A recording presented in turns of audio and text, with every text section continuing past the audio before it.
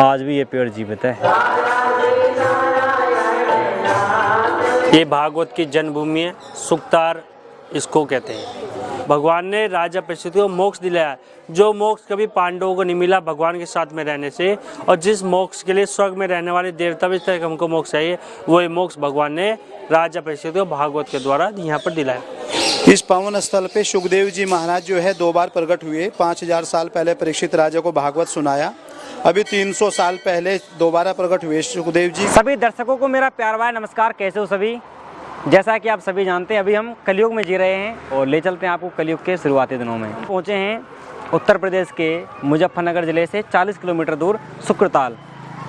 पीछे यहाँ पे जो गेट है शुक्रताल का मुख्य द्वार है, लिखा हुआ है गुरुकुल संस्कृत महाविद्यालय शुक्र। जैसा कि वेदों और पुराणों में लिखा हुआ है, जब द्वापर युग समाप्त हुआ था और कलयुग की शुरुआत हुई, उस समय सुखदेव जी ने महाराजा परीक्षित को भागवत कथा सुनाई थी। तो जब सुखदेव जी ने कथा सुनाई थी तो वो एक वट वृक्ष यानी कि बरगद के पेड़ के नीचे सुनाई थी। तो वो बरगद का पेड़ आज भी यहाँ पे स्थित है। तो यहाँ से महज 100 से 200 मीटर की दूरी पर वो पेड़ है बरगद का, वो दिखाएंगे आपको। भागवत जन्मभूमि सिद्ध भागवत पीठ श्री सुखदेव आश्रम मंदिर, गेट से महज 50 मीटर की दूरी पर हम पहुँचे हैं। यहाँ पर ठीक सामने बोर्ड लगा हुआ है श्री सुखदेव आश्रम मंदिर एवं वट वृक्ष। तो यहाँ पर देखिए एरो लगा हुआ है, जिस गेट में गाड़ी प्रवेश कर रही है यहीं से हम प्रवेश करने वाले हैं। तो इसी में है वट वृक्ष।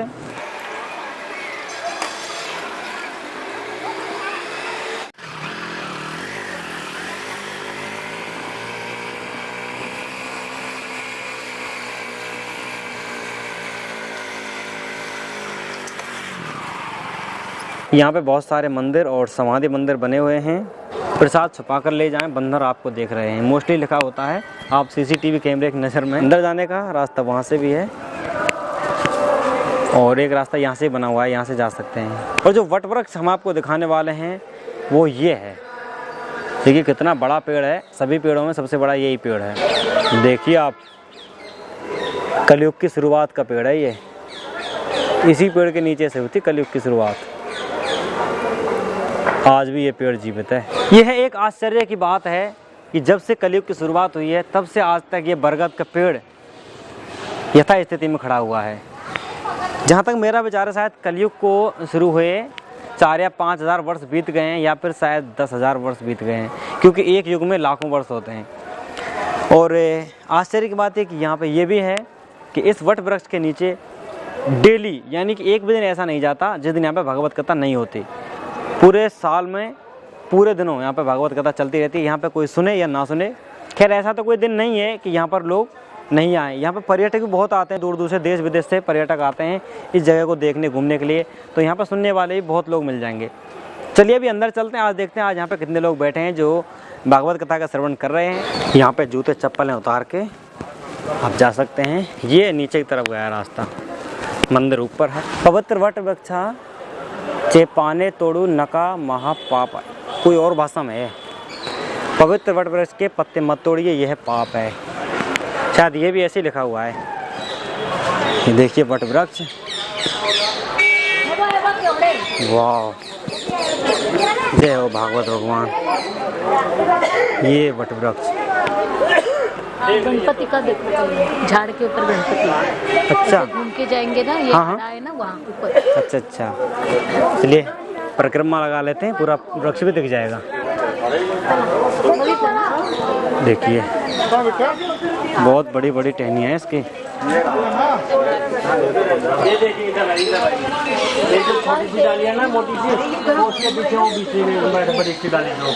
अभी भी भागवत चालू है अंदर। चलिए अंदर चलते हैं, आपको दर्शन कराते हैं। जय बजरंगबली।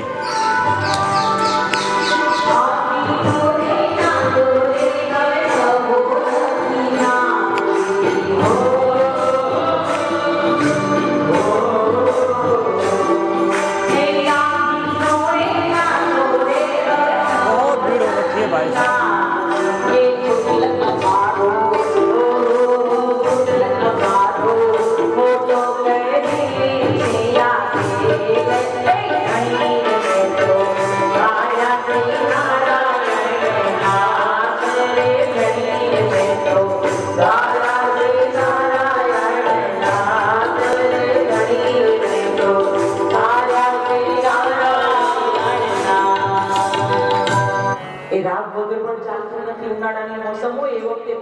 ઠંડક લાવવા માટે ગેસ બનાવીએ છીએ, બધા પીએ છીએ. તો રામ નામ કેવું છે? લાડવા જેવું છે, ગેસ જેવું છે, રોટલા જેવું છે, એના વગર ચાલતું નથી. ત્યારે ભક્ત કહે એનાથી ઉપર જઈએ તો કે રામ નામ કાંઈ નહીં, ગોપાલ નામ છે ગ. કૃષ્ણ નામ છોડી અને એક જ સત્ય નામને જો. जय श्री सुखदेव, जय श्री राधा. ये भागवत की जन्मभूमि है, सुक्तार इसको कहते हैं. भगवान सुखदेव जी ने राजा परीक्षित जी को श्रीमद् भागवत कथा सुनाई. जो पृथ्वी पर सबसे पहली बार भागवत है वो यहीं हुई. यहीं से भागवत का आरंभ हुआ है. और भगवान सुखदेव जी वेद व्यास जी के पुत्र हुए और 12 साल तक अपनी माता के गर्भ में रहे. 12 साल के बाद होते चल दिए और 16 साल की आयु में श्रीमद् भागवत भगवान ने यहाँ पर सुनाई. और जो राजा परीक्षित हुए ये अर्जुन के पोते अभिमन्यु के लड़के और उत्तरा के गर्भ में भगवान ने इनकी स्वयं रक्षा की है. महाभारत के आखिर में अश्वत्थामा ने ब्रह्मास्त्र को छोड़ दिया और ब्रह्मास्त्र को यह कह के छोड़ा कि माता को तो कुछ ना होए और माता के पेट में जो बच्चा है वो नष्ट हो जाए. जब उत्तरा को दर्द हुआ तो भगवान को याद किया. पांडवों का नियम है कि जब भी दुख होता है केवल भगवान को याद करते हैं. वही नियम उन्होंने उत्तरा को बताया कि जब भी दुख है भगवान को याद करना. जब उत्तरा को दर्द हुआ उत्तरा ने भगवान को याद किया और भगवान भी दौड़ के गए और उत्तरा के घर में भगवान ने प्रवेश किया. जिस बच्चे को भगवान ने चतुर्भुज रूप में गर्भ के अंदर दर्शन दे दे वो कितना महान है. और जन्म होने से पहले परीक्षा होगी तो इनका नाम परीक्षित रखा. राजा परीक्षित के समय में कलयुग की शुरुआत हुई है और कलयुग के प्रभाव के कारण राजा परीक्षित ने समय ऋषि के गले में मराव सांप कह दिया. और समय ऋषि जो पुत्र है संगी ऋषि उन्होंने श्राप दे दिया कि जिस किसी भी राजा ने मेरे पिता के गले में मराव सांप गिरा है आज से 7वें दिन वही नाग तक्षक नाग बन गढ़ से. तो कुछ मृत्यु अकाल मृत्यु में आती है. जैसे सांप के काटने से मरता आदमी, पानी में डूब के मरता है, आग में जल के मरता है, एक्सीडेंट में मरता है. इनको हजारों वर्ष तक मुक्ति नहीं मिलती. इनकी आत्मा ऐसे भटकती रहती है. तो उसी हिसाब से मुक्ति पाने के लिए राजा परीक्षित यहाँ पर है. जब राजा परीक्षित मालूम चला कि सांप के कारण उनकी मृत्यु होगी तो राजा परीक्षित ने अपने बेटे जन्मेजय को राजा बना दिया कि बेटा आज से तू राजा हो, मैं जा रहा हूं अपनी मुक्ति पाने के लिए. तो किसी को बगैर बताए राजा परीक्षित ने अपना राज्य छोड़ दिया. ये भी नहीं बताया मैं कहाँ जा रहा हूँ. जब राजा परीक्षित यहाँ पर आए यहाँ तो पहले से साधु संत है. ऐसे ऐसे साधु संत है जो अपनी आंख बंद करके देखते कि 5000 साल पहले क्या होने वाला है. राजा परीक्षित ने सबको नमस्कार किया. राजा परीक्षित उनसे पूछते प्रभु जिसके जीवन केवल 7 ही दिन बचे हो उसको क्या करने से 7 दिन में मुक्ति मिले. तो भगवान ने तो बड़े बड़े विद्वान है, कोई कहता है गीता का पाठ करो, कोई कहता है गायत्री का जाप करो, कोई कहता है गंगा में स्नान कर लो, पर कोई भी ये नहीं बताया 7 दिन में मुक्ति कैसे मिलेगी. राजा परीक्षित बातें कर ऋषिगण से तो गंगा किनारे भगवान को आते देखा. जब भगवान को आते देखा सारे ऋषि खड़े हो गए, भगवान को नमस्कार करने लगे, स्तुति करने लगे. 100 वर्ष की 100 मूर्ति श्याम वर्देम घुंगर वाले केस बल के सुखमणि चरण प्रणाम. तो राजा परीक्षित देख के अचंभे में हो गए. राजा परीक्षित सोचते हैं कि साधु संतों की आयु तो हजारों वर्ष की है, वे छोटे से बच्चों को देख के नमस्कार करें. तब ऋषिगण से राजा परीक्षित ने पूछा प्रभु क्या करें ना आप छोटे से बच्चों को देख नमस्कार करें. तब ऋषिगण कहने लगे तो भगवान सुखदेव जी हैं और 4 वेदों को ज्ञाता भी. भगवान का नाम सुना तो राजा परीक्षित ने साष्टांग प्रणाम किया भगवान को को आसन दिया, गंगा से जल भर के लाए, चरण धोए, पूजा आराधना की. भगवान से कहते प्रभु जिसके जीवन केवल 7 ही दिन बचे हो उसको क्या करने 7 दिन में मुक्ति मिले. तो भगवान ने कहा राजन अभी तो आपके जीवन के 7 दिन बचे, आप क्यों घबराते हो. भगवान ने भागवत का वर्णन किया और भागवत के अंदर भगवान के सभी अवतार आते हैं. राम अवतार, कृष्ण अवतार, नरसिंह अवतार, बावन अवतार, परशुराम अवतार, वेद व्यास अवतार, कपिल मुनि अवतार, सु अवतार, मत्स्य अवतार, कश्यप अवतार, मोहिनी अवतार. और जब भगवान ने भागवत कथा शुरू की तो राजा परीक्षित आनंद आने लगा. आनंद इतना आने लगा राजा परीक्षित को ना भूख लगती है ना उनको प्यास लगती है. और भागवत लीला में इतने डूब गए राजा परीक्षित उनको मालूम नहीं चला कब 6 दिन पूरी होगी. जब 7वां दिन शुरू हुआ तो भगवान ने राजा परीक्षित सावधान किया देखो भी तक्षक नाग आने वाला है. और भगवान ने राजा परीक्षित को अष्टांग योग के द्वारा उनकी आत्मा शरीर से पहले ही मुक्ति करा दी. केवल मिट्टी रूपी शरीर है.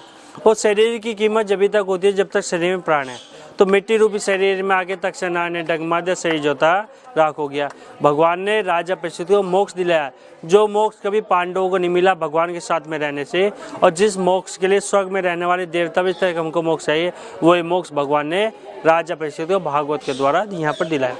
मोक्ष का मतलब जो जन्म और मरण है इन्हीं सभी बंधनों भगवान ने मुक्ति दिला दी, ना है दोबारा किसी के पेट में जाना, ना है दोबारा जन्म लेना। जब राजा परीक्षित को भवसागर से तार दिया तो इस जगह नाम भागवत जन्मभूमि और सुक्तार हुआ। इस पेड़ की आयु 5,500 साल से अधिक की है। इसी वटवृक्ष की छाव में भगवान ने भागवत कथा सुनाई। और इस वटवृक्ष की खास बात है कि इसमें धाड़ी जटा नहीं आती। जैसे दूसरे बड़ के पेड़ होते हैं उनमें धाड़ी जटा बहुत सारी आ जाती है, इसमें नहीं आती, थोड़ी बहुत आती है, तो इसमें अपना आप ही चिपक जाती है। बोल सुखदेव जी महाराज की जय, राधा रानी सरकार की जय। भगवान सुखदेव जी हैं और राजा परीक्षित जी। प्राचीन में इसमें चरण चिन्ह है, इधर छोटे वाले सुखदेव जी के चरण चिन्ह और इधर राजा परीक्षित जी के। पहले समय में या तो चरण चिन्ह होते थे या फिर खड़ा होते थे प्रमाण के तौर पे कि भगवान यहाँ पर आए हैं। तो मूर्तियां से वैसे बात की है, चरण चिन्ह इसमें प्राचीन में और ये वटवृक्ष उसी समय के। चरण चिन्ह इसलिए निशानी है क्योंकि प्रमाण है भगवान जहाँ भी जाते हैं वहाँ अपने कुछ ना कुछ निशानी छोड़ के जाते हैं, और भगवान के जहाँ भी चरण रखते हैं वहाँ चरण चिन्ह अपना आप ही बन जाते हैं। ये बहुत बड़ी बात है कि 5,500 वर्ष पुराना ये बरगद का वृक्ष है। हाँ जी, इसकी जब भगवान ने जिस भागवत के द्वारा राजा परीक्षित को मोक्ष मिला तो वही भागवत पेड़ ने भी सुनी। हाँ, पेड़ ने। तो ये भी अमर हो गया, तो इसको अक्षय वटवृक्ष कहते हैं। भगवान सुखदेव जी 16 साल के जवान है, ये पेड़ भी आज भी जवान ही है। बहुत मेरे पीछे एक मंदिर और बना हुआ है, ये यहाँ पे सुखदेव जी की प्रतिमा है और उनके साथ में चरणदास जी महाराज उनकी प्रतिमा है। यहाँ पे पंडित जी से हम बातचीत करते हैं। इस पावन स्थल पे सुखदेव जी महाराज जो है 2 बार प्रकट हुए। 5,000 साल पहले परीक्षित राजा को भागवत सुनाया। अभी 300 साल पहले दोबारा प्रकट हुए सुखदेव जी। चरणदास जी महाराज राजस्थान के अलवर जिले में जन्म हुआ था। छोटे बच्चे थे, गांव के बाहर खेल रहे थे, पत्ते की चक्री बना के सुखदेव महाराज का दर्शन हुआ। सुखदेव जी ने गोद में बिठाया, पेड़े का प्रसाद दिया कि चेला बना लिया, जब बड़े हो जाओगे ढूंढ लेना। फिर ये 7 साल की अवस्था में दिल्ली आए पर नाना के यहाँ। नाना जो थे बादशाह के अधिकारी थे, बादशाह का शासन था। बादशाह थे मोहम्मद सारंगीला। तो मुल्ला जी से कहा पढ़ाओ, तो उनको चमत्कार दिखाया पंडित जी को। इसी तरह ये 18 साल के हो गए दिल्ली में। तो जब सत्संग में गए तो मालूम पड़ा प्रभु प्राप्ति बिना गुरु का नहीं होता। फिर गुरु की तलाश में लगे, ऐसा गुरु चाहिए जो काम क्रोध लोभ मोह से परे हो। कि ऐसे तो एक ही गुरु हुए कलयुग में सुखदेव महाराज। कहाँ मिलेंगे? अंतर्यामी है। तो दिल्ली से 19 साल की अवस्था में यहाँ पधारे। संवत 1779 चैत्र शुक्ला प्रतिपदा गुरुवार को। संजोग देखो, जब इनको 5 साल के थे तब सुखदेव जी ने गोद में बिठाकर पेड़े का प्रसाद दिया। शरद की पूर्णिमा गुरुवार का दिन था। 7 साल के दिल्ली आए। दिल्ली से 19 साल के आए तो चैत्र का महीना गुरुवार था, और आज आप आए, आज भी गुरुवार ही है। तो इनको यहाँ पे सुखदेव जी का दर्शन हुआ, दीक्षा दिया, तब नाम रखा चरणदास। फिर दिल्ली चले गए। तो दिल्ली में फतेहपुरी एक स्थल है, वहाँ पे 14 साल तक योग साधन किया, अष्ट सिद्धियां 9 निधि प्राप्त की। कई स्थल बनाए। एक स्थल है चावड़ी बाजार में चरखी वाला, चरणदास की बगीची, चरणदास मार्केट। बड़े बड़े बादशाह शाह आलम अली गोवर, मोहम्मद शाह, नादिर शाह सब चरणों में झुक गए। वृंदावन में सेवा कुंज में भगवान के साथ रासलीला किया। जिस रासलीला में ब्रह्मा का प्रवेश नहीं हुआ, नारद का प्रवेश नहीं हुआ, चरणदास का प्रवेश हुआ। और 52 शिष्य हुए। तो 52 शिष्यों ने 52 गद्दी स्थापित की हरियाणा, राजस्थान, उत्तर प्रदेश में। तो इन्होंने बताया सुखदेव जी तो आज भी है, ढूंढने वाले चाहिए। कहाँ 5,000 साल, कहाँ 300 साल। ये भागवत का स्थल है। भागवत सुनाई परीक्षित को। ये वटवृक्ष साक्षी है 5,000 साल से ऊपर। बता रहे थे। चलिए, बहुत बहुत धन्यवाद। मंदिर प्रांगण से हम बाहर आ गए हैं। अब हम जा रहे हैं गंगा जी के तट के किनारे। भागवत कथा में आपने सुना होगा, जब सुखदेव जी ने महाराज परीक्षित को भागवत कथा सुनाई थी तो वो गंगा जी के तट पे सुनाई थी। जिस रास्ते से हम आए थे उस रास्ते से नहीं जाएंगे, हम दूसरे वाले रास्ते से जाएंगे।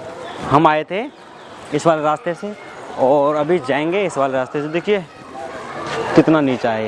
ये दूसरा वाला रास्ता है, काम चल रहा है रास्ते में।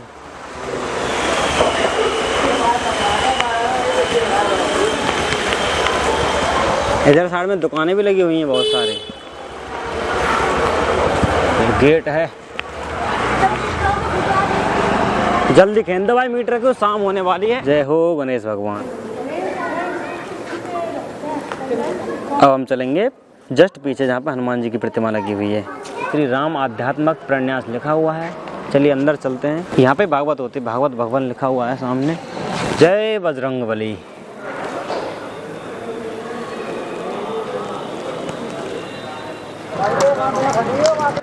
सुप्रताल घाट। वाले ने बस यहीं लगा रखी है। बोले पार्किंग करनी आएंगे आप। सही है। अच्छा, पैदल भी कर सकते हैं। रिक्शा ले लो ना।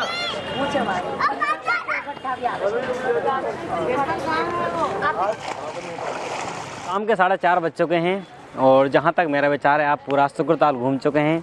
तो ये ऐतिहासिक और पौराणिक जगह आपको कैसी लगी कमेंट करके ज़रूर बताइएगा। चैनल पर नए हो तो चैनल को सब्सक्राइब करें, वीडियो को लाइक करें। इस वीडियो को करते हैं यहीं समाप्त। मिलते हैं अगले नई वीडियो में, तब तक के लिए जय हिंद, जय भारत, वंदे मातरम।